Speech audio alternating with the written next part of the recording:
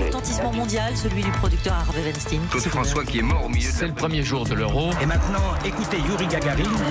Il y a 14 ans, le 1er juin 2008, disparaissait Yves Saint-Laurent. Bonjour Lord d'Autriche. Bonjour Dimitri, bonjour à tous. Le grand couturier français avait quitté la haute couture 6 ans plus tôt, en 2002, après 45 ans de carrière. Oui, Yves Saint-Laurent a d'abord travaillé chez Dior, où il attire déjà les regards. On est en 1958, il présente sa première collection avec la ligne Trapèze et répond sur Europe numéro 1 à Julien Besançon. C'est une ligne qui est basée sur la construction de la ligne, de la pureté, l'équilibre de la robe surtout. Vous vous en trouvez satisfait après cette première présentation?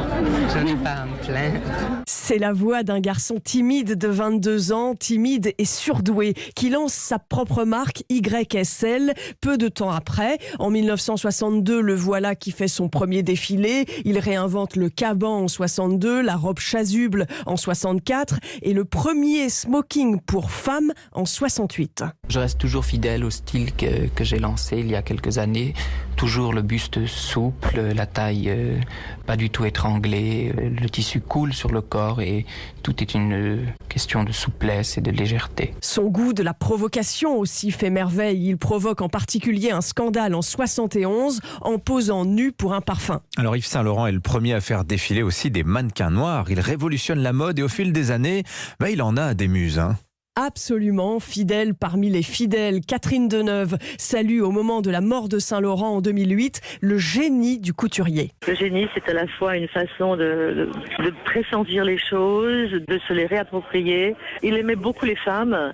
Il a vraiment habillé les femmes d'une façon très luxueuse. Et la couture, on est d'accord, c'était pas pour tout le monde, mais quand même, c'était quelque chose qui collait vraiment à une réalité sociale. C'est ce que disait aussi Zizi Jeanmaire en 92 au micro de Laurence Ferrari. C'est vrai qu'il a l'amour de la femme. Il sait la parer et la mettre en valeur. Je suis bien placée pour le savoir. Vous savez, c'est lui qui a trouvé mon fameux pullover que je mets de paillettes, que je mets tout le temps, que j'ai toujours porté. Ça m'a beaucoup aidé. En cette même année 92, Laurence Ferrari pose cette question à Yves Saint-Laurent. Est-ce que vous êtes un mythe ? Ah oui, tout de même. Je n'en tire aucune fierté. C'est une constatation pure et simple.